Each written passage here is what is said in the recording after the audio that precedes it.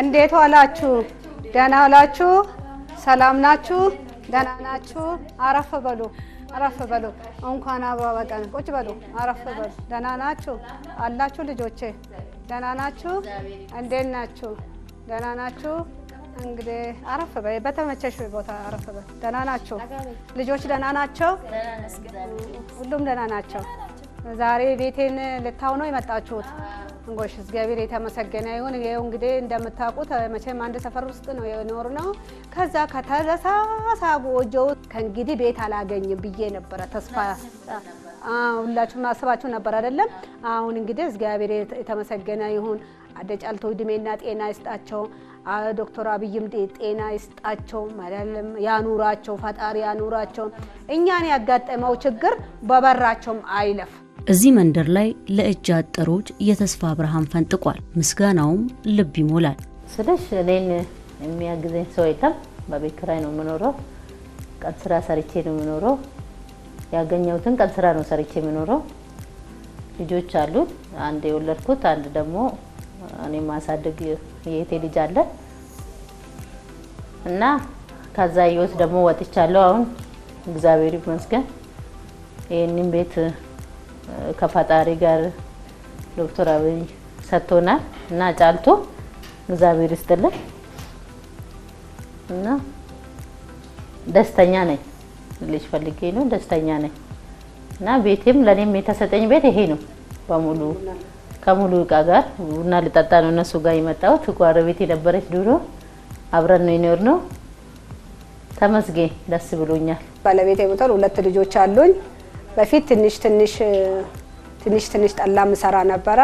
ከዛ ደግሞ ብሩም ጠፋ፣ ብርም የለም። ከዛ ደግሞ ቀን ስራ ሲሄጄ እንኩሮም ካገኘው ቂጣ ነገርም ካገኘው ጋግሬ ማታ ለልጆቼ ሁለት እንጀራም ብትሆን እንጀራዬን ገዝቼ ሽሮ ነገርም ገዝቼ ለልጆቼ ከደከመኝም በጣችሁ ብሉ ብዬ እደክማለሁ። የስታኛለሁ ሲደክማኝ ያቺ ጅባዬ ላይ እና እንደዚህ ነው ልጆቼን በመከራ ነው ዛሬ ያደረስኳቸው። ደግሞ ስሰቃይ ደግሞ የቤት ኪራይም ደግሞ ሲያሸንፈኝ ደግሞ ውጪ እባላለሁ። ውጪ ስባል ወጣለሁ። ስወጣም ደግሞ አንዱ ደግሞ ወድ ከራራልኝ ያው ከአንዱ ደግሞ ጠጋ ብዬ ያችንም ትንሽ ያረቀም ጠላም ብሰራም እህቴም አንድ እህት አለች። እሷም ጨማምራልኝ ተከፍልልኛለች የቤቱን ኪራይ ማለት ነው። ለልጆቼ ቀለብ ግን በቀን ስራ ነው፣ ቀን ስራ ሰርቼ ነው። ጨለማ ውስጥ ነው ያለና በባትሪ ተፈልገን ነው በባትሪ ነው ተገኘ ነው ማለት ነው። ሶፋ አለ፣ አልጋ እስከነም የተነጠፈበት አልጋ አለ፣ ትራስ አለው፣ ፍራሽ የተስተካከለ ነው። ለአንደኛው መኝታ ቤት ደግሞ አልጋም ያው መኝታ ቤት አለው፣ ቲቪ አለው፣ ፍሪጅ አለው።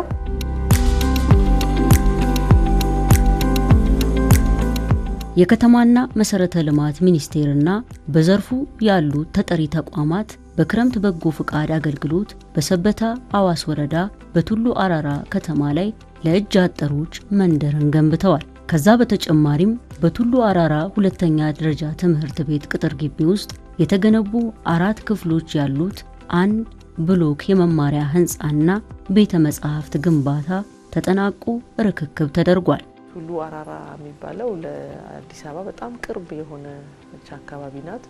ግን ደግሞ ዜጎች ተማሪዎች የሚማሩበት የትምህርት ቤት አካባቢ እጅግ ከ100 ተማሪ በላይ በአንድ ክፍል በጣም በተጣበበ ክፍል ውስጥ የሚማሩበት፣ መብራት የሌለበት፣ በቂ ብርሃን የማያገኙበት፣ የመጸዳጃ ቤት ያልነበረው፣ የላይብረሪ ያልነበረው አካባቢ ነበርና እኛ በዜግነት አገልግሎት ተጨማሪ የመማሪያ ክፍሎችን ገንብተናል። እንዲሁ ደግሞ ትልቅ ላይብረሪ ከነሙሉ ፋሲሊቲው እንዲሁ ገንብተናል። ያ ብቻ ሳይሆን ደረጃቸውን የጠበቁ የወንዶች እና የሴቶች የመታጠቢያ ክፍሎችንም እንዲሁ ሰርተን ለትምህርት ቤቱ አስረክበን ዘንድሮ በአዲሱ ዓመት የትምህርት ገበታቸው የተመለሱ ልጆች የተጠቃሚ መሆን የቻሉበትን ማንሳት እንችላለን። ይሄ ቦታ የምታየው ቦታ በክረምት ወራት ከክረምት በፊትም ላሉ 4 ወራት ከፍተኛ የውሃ የጎርፍ ተጠቂ አካባቢ ነው። ግንባታውም የተጀመረው የዛሬ 3 ወር አካባቢ ነው። ያ ማለት ውሃማ የነበረ ቦታ ነው። በጣም ከፍተኛ እስከ አስፓልቱ ድረስ የአዋሽ ተፋሰስ ነው። ውሃው ይመጣል። በዛ ጊዜ ነው የክረምት በጎ አድራጎት ስራው የተጀመረውና አስተዳደር የነበረው ኃላፊነት ይሄን ቦታ ከውሃ ነፃ አድርጎ ለግንባታ ዝግጁ ማድረግ ነው። ይሄ የምታየው ቦታ ጠቅላላ ይዘቱ 7300 ሜትር ስኩዌር ይወስዳል። ያንን ሙሉ ለሙሉ ከውሃ ነፃ አድርጎ በገረጋንቲ ሞልቶ ደረጃ በደረጃ ነገ ይሄ ቦታ የውሃ ተጠቂ ነው፣ የጎርፍ ተጠቂ ነው አካባቢው። ያንንም ጥያቄ የከርሰ ምድር ውሃንም ኢፌክት በሚቀንስ ሁኔታ ሙሉ ለሙሉ የምታየው የአስፋልት መንገዱን ብቻ አይደለም፣ ሙሉ ለሙሉ የቆምንበት አካባቢ ቤቱ ያለበት ቤቱ የተሰራበት አካባቢ በሙሉ አሁን በምልሽ ኦፕሬሽናል ማነር ነው ተሞልቶ እዚህ የደረሰው። መኝታ 2 አለው፣ ፍሪጅ አለ፣ ሙሉ ሶፋ አለ፣ ቁም ሳጥን አለ፣ አልጋ አለ፣ ሙሉ ነገር አለ። ውጪ ላይም እንትን አሉ፣ አንዳንድ ነገሮች አሉ። ከብቶች ተሰጠ፣ ላሞች ማለት ነው። ከብቶች አሉ፣ ዶሮዎችም አሉ። በቃ ተመስገን።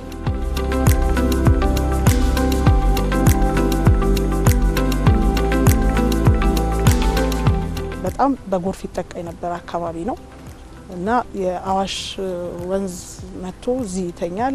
አካባቢ ላይ ያሉ ማህበረሰቦች ሁሉ ነው የሚወጡት የነበረውና እንደውም የዚህኛው አመት ደግሞ በጣም ከፍተኛ የነበረ መሆኑን እናስታውሳለንና ምንም አክሰስ ማድረግ አልተቻለም ነበር ሳይቱን። ያ ግን ለኛ ቻሌንጁ ጥሩ አጋጣሚ ነው የፈጠረልን። ምክንያቱም በፊት ከነበረው በጣም ከፍ ብሎ ነው የመጣው። ስለዚህ በደንብ ችግሩንም በደንብ እንድናየው አደረገንና በጣም ከፍተኛ ርብርብ ነው የተደረገው። መጀመሪያ ሲወራ ስለ እውነቱ ለመናገር ከሆነ እኔ እድል ቆስቲ እድል ይደርስሻል ስምሽ አልፏል ምናምን ብሎ ሲነግሩኝ ማለት ነው ወይ አረ እኔ ቤተ ክርስቲያን ነው እኔ ዘላለም ቤቴ ነው እዛ ነው የምገባው እንጂ እኔ ቤት አላገኝም። ቤት እንደ በስማም እኔ ከዚህ ሀገር ነው አድጌ ተወልጄበት ቤት ላገኝ እዚህ ሀገር ውስጥ አረ እኔ እድሜም ጨርሻለሁ እኔ ቤት አላገኝም ብዬ ነው ተስፋዬን የቆረጥኩት። የዛሬ ሳምንት ዶክተር አብይ መጡ። ዶክተር አብይ መጡና እዚህ ንግግር አረን እድሜና ጤና ይስጣቸው።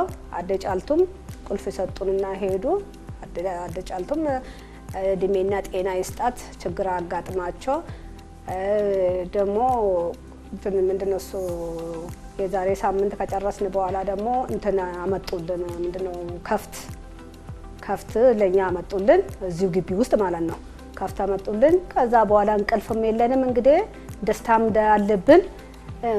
ጧት እየሮጥ እየመጣን ከፍቶቹን ቤታቸውን ጠርገን ገለባ ሰጠናቸው፣ ምግባቸው ሰተን ውሃ እናጠጣለን፣ እናንከባከባለን። ተስፋችን ሆን በቃ እንትናችን ጭንቅላታችን ወደ እነሱ ነው ያረፈው። የተቀናጀ ሞዴል መንደሩ 35 አባወራዎችን የያዘ ሲሆን የገጠርና ከተማ ልማትን በማቀናጀት የማህበረሰቡን ኑሮ ለማሻሻል ታቅዶ የተገነባ መሆኑ ይነገርለታል። የክረምት በጎ አድራጎት በዚህ በከተማና መሰረተ ልማትና ሌሎች ተቋሞች የተሰራ ስራ በጣም እጅግ የሚያስደስትና እንደውም በህብረተሰባችን በጣም ትልቅ ምስጋና ያለው ስራ ነው ተሰራው። ከነዛ ስራ ውስጥ አንቺ እንዳነሳሽው ችግኝ ተከላ፣ ትምህርት ቤቶች ማደስ፣ ሽንት ቤት ለወንዶችና ለሴቶች መስራት፣ ዘመናዊ የሆነ ላይብራሪ መስራት፣ እንደውም ለ35 አባወራዎች ይሄንን የመሰለ ቤት ሞዴል መንደር መስራት፣ ሌላውም ውስጥ ለውስጥ መንገድ፣ የውጭ መብራትና ሌሎችን ሁሉ ዘመናዊ ቤት ነው የተሰራልን። ስለዚህ ይሄ የፈጠረብን ደስታ ይሄንን ብዬ መናገር በጣም ይከብዳል። እዚህ ፕሮጀክት ጋር በተያያዘ ለየት አድርገን የጀመርነው ነገር ምንድነው? ቤት መገንባት ብቻ ሳይሆን የምንገነባው ቤት የህብረተሰቡን ላይቭሊሁድ ማሻሻል አለበት። የሚገቡት አቅመ ደካሞችም እንደመሆናቸው እነሱን ኮምፕሊትሊ ሰፖርት ማድረግ የሚችል አይነት ኢንቫይሮንመንት ነው መፍጠር ያለብን፣ መንደር ነው መገንባት ያለብን የሚል እሳቤ በከፍተኛ ማኔጅመንቱም ተይዞ ያ ነበር እንደ ኮሚቴ የተሰጠን። የኛ ተቋም ከዲዛይኑ ጀምሮ ነው እዚህ ላይ የተሳተፈው። በዛ መነሻ የመኖሪያ ቤቶቹና የከብቶቹ ማደሪያ፣ የዶሮዎቹ እርባታ፣ የቨርቲካል ፋርሚንጉ ተለይቶ የመኖር የላይቭሊሁዳቸውንም እንዳይረብሽ በሚል ታስቦ ዲዛይኑ የተሰራው ማለት ነው። ከመጀመሪያው ምን ተካተዋል? ቤቶቹ 35 ቤቶች ናቸው። እያንዳንዱ ቤት 2 መኝታ አለው። ፈርኒቸር ሙሉ የተሟላ ነው። ሳሎኑም መኝታ ቤቶቹም ኪችኑም የተሟላ ፈርኒቸር አለው። እዛው መንደር ውስጥ እንግዲህ መኖሪያ ቤት አለ። በጣም የተቀናጀ መሰረተ ልማት አለ። የጋራ መጫወቻ ቦታዎች፣ የጋራ ስፔሶች፣ ለኦዳ ደልኔት ያደረግነው ስፔስ አለ። ምናልባት እንግዲህ ሰው መጋጨት አይቀርምና በግጭትም ይሁን በስምምነትም ይሁን በደስታም በሀዘንም እዛ ተሰብሰብ ብለው ማንነታቸውን ባህላቸውን ሳይለቁ ውይይት የሚያደርጉበትን ሁኔታ አቬለብል ለማድረግ ሞክረናል። ያ ብቻ ሳይሆን ከተሞች የምርትና ምርታማነት ማዕከል ብለን ካሰብነው በመደመር መንግስትም ሜንሽን ከተደረገው አኳያ የከተማ ግብርና በስፋት መስራት እንደሚቻል በዛው በሞዴል መንደር ውስጥ ለማሳየት ጥረት አድርገናል። በተለይ የከብት እርባታ እዛው ደረጃውን በጠበቀ ስታንዳርዱን በጠበቀ መንገድ ዜጎች እንዲያገኙ ያደረግንበትን መንገድ ወደ 8 እና ከዛ በላይ የሚሆኑ ላሞች በጣም ምርጥ ዘር ላሞች እንዲሁ ለእጅ አጠር ወገኖች ያቀረበበት መንገድ ግማሾቹ እርጉዞች ናቸው፣ ግማሾቹ የሚታለቡ ናቸው። እንግዲህ ከባዶ ተነስቶ ሰው ዛሬ የራሱ የሆነ ጥሪት መኖር እንዲችል የተደረገበት መንገድ እጅግ አስተማሪ ነው።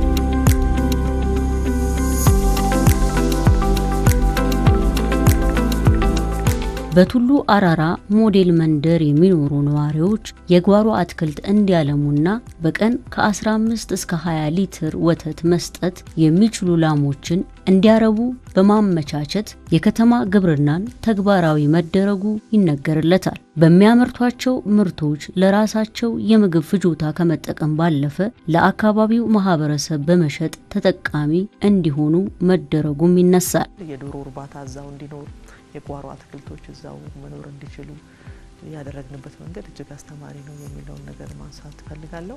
እሱ እንደተጠበቀው ነው። እዛ ያመረቱት ምርት ደግሞ የሚሸጡበት የገበያ ማዕከልም ደግሞ የምርትም የገበያ ማዕከል ነው የሚለውን ሆሊስቲክ የሆነ ኮንሰፕት በሞዴል መንደሩ ለማሳየት ጥረት አድርገናል ማለት ነው። የሚመረትበት አለ፣ እሱ ደግሞ የሚሸጥበት ቦታም አለ።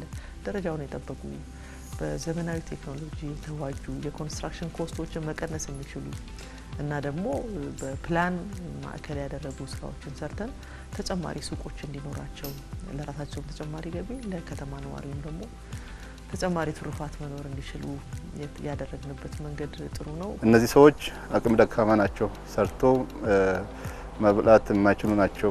እንደዛም ቤት ሰርቶ መግባት የማይችሉ ናቸው፣ በሰው የሚረዱ ናቸው። ቤት ብቻ መስራት ሳይሆን ለነሱም ሌላ ነገር ሱቅ ነው የተሰራ፣ ጓሮ አትክልት የሚሰሩበት ነው የተሰራ። የወተት ላሞች ሌሎችም ለኢኮኖሚ የሚሆኑ ነገሮች ስለተሰራ እጅግ ደስ የሚል ስራ ነው ተሰራልን ለማለት እወዳለሁ።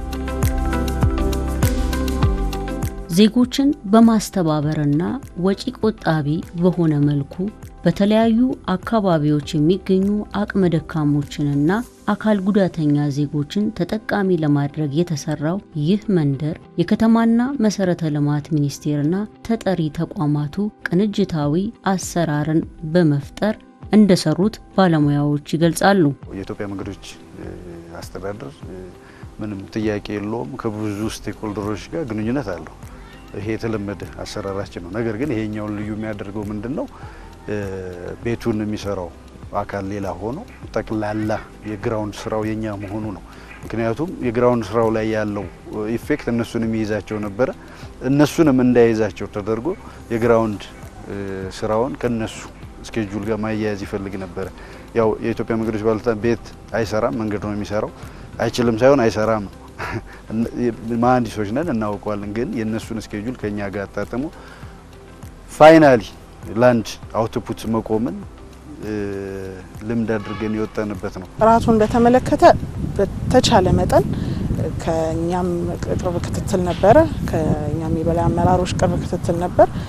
ምንም ያህል ፍጥነት ቢፈለግ ጥራት ላይ ኮምፕሮማይዝ ማድረግ እንደሌለብን ከፍተኛ ስራ ስንሰራ ነበረ። ቻሌንጆች አልነበሩም አልልሽም። አሁን ቤቶቹ የተሰሩት አንድ እንደ ቅድም ያላነሳሁት እንደ ከተማና መሰረተ ልማት አዳዲስ ቴክኖሎጂዎችን ኢንትሮዲዩስ ማድረግ አለብን። ሁሉ ጊዜ በተለመደው ኮንቬንሽናል መንገድ መሰራት የለበትም። ማርኬቱ ላይም ይሄንን ኢንዱስትሪው ላይ እንዲደፍር የግሉ ኢንዱስትሪም እንዲደፍር እኛ እንደ መንግስት አንድ ስቴፕ መሄድ አለብን በሚል ቤቶቹ ላይም አዲስ ቴክኖሎጂ እየተጠቀም ነው።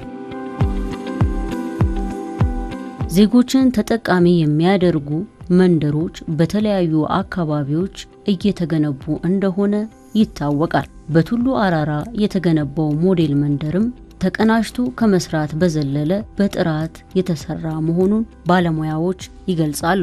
ከምታየው በላይ ልክ እንደ አይስበርግ ነው። ከላይ ያየሽው ትንሽ ነው፣ ወደ ታች የተሞላው ከፍተኛ ማቴሪያል በኳንቲቲ ብነግርሽ ከፍተኛ ነው። እሱ ብቻ አይደለም፣ ያንን ስንሞላ የወጣውንም ሌላ ሀይቅ ሰው የሚሞትበት ከብቶች የሚሞቱበት ሀይቅ ደፍነን ኢኮሲስተሙን የሚያስተካክልንበት ሁኔታ አለ። የወጣውን አፈር ዝም ብለን መሬት ይዞ አይደለም የተቀመጠው። ዋናው ግን ይሄ ቦታ የወጣው አፈር አለ ሲባል የገባው ገረጋንቲ ያለ ተብሎ ይታሰባል በኮንስትራክሽን። ያ ማለት ውሃ ምን ይፈልጋል? ሚዲያ ይፈልጋል።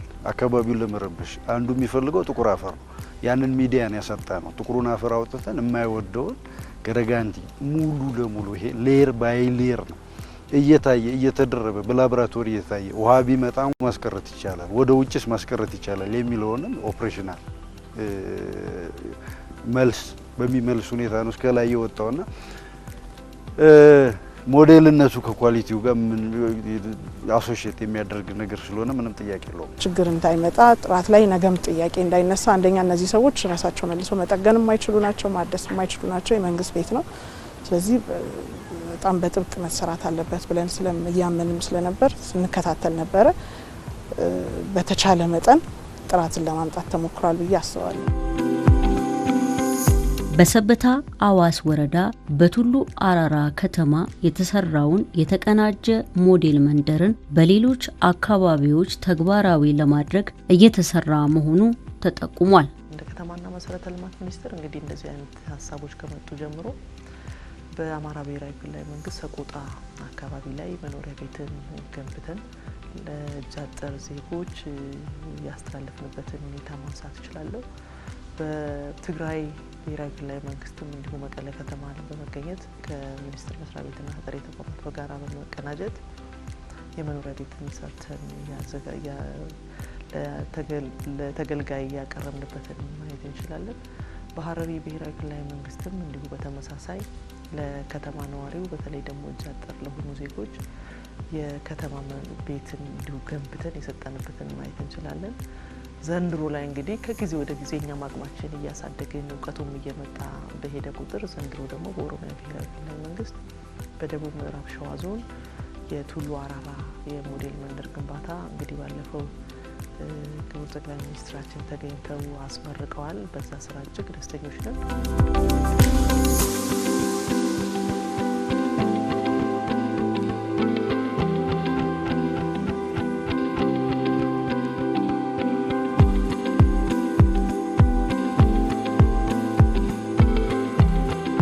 ለአብዛኞቻችን ምንጭ የሆነውን የገጠር ማህበረሰብ በዚህ ደረጃ በአንድ ቦታ ላይ የተለያዩ ዘመናዊ ነገሮችን እንዲያገኝ አድርጎ አሰባስቦ ጥሩ ህይወት መስጠት የሚያስችል እንደዚህ አይነት አላማ ላይ በመሳተፌ በኢትዮጵያ መንገዶች አስተዳደር ስም ልዩ ክብር ይሰማኛል።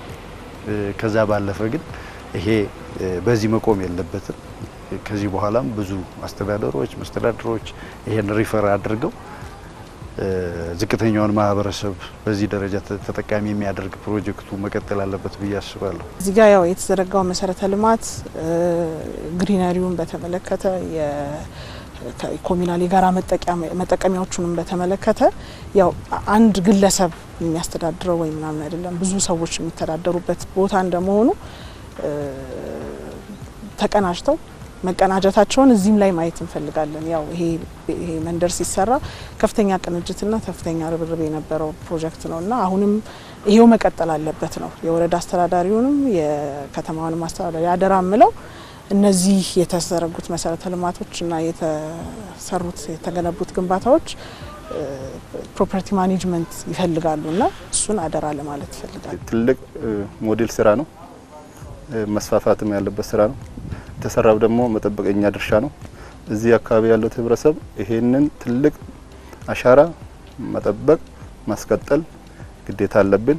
ሌላው ደግሞ በሰፈርም አሉ በወረዳችን ያለው ባለሀብቶች ይሄንን ተሞክሮ ይዘን ማስፋፋት እንዳለብን ጥሬን ማሳለፍ ፈልጋለሁ። ክቡር ጠቅላይ ሚኒስትራችን እንግዲህ ሁላችንም እንደሰማነው እንዲህ አይነት ሞዴል መንደሮች በክልል ደረጃ፣ በዞን ደረጃ፣ በከተማ አስተዳደር ደረጃ እንደ ትምህርት ሊወሰድ ይገባል ብለው ባስቀመጡት አቅጣጫ መሰረት እንግዲህ ሁሉም ትምህርት ያገኝበታል ብለን እናስባለን። አሁን በኋላ ለምንሰራቸው ስራዎችን ደግሞ ተጨማሪ አቅም ተጨማሪ ጉልበት ሆኖናል። እኛም የአካባቢው ማህበረሰብም እጅግ ደስተኞች ነን። በዚህ አጋጣሚ ግን የኛ ሚኒስቴር መስሪያ ቤት አመራሮችና ሰራተኞች፣ የተጠሪ ተቋማት ሰራተኞችና አመራሮች ላደረጉት ትብብር እንዲሁም ደግሞ ለኛ ድጋፍ ያደረጉልን ደግሞ ፕራይቬት ሴክተርስ ራሴና በከተማና መሰረተ ልማት ሚኒስቴር ስም ላቅ ያለ ምስጋና ማቅረብ ፈልጋለሁ።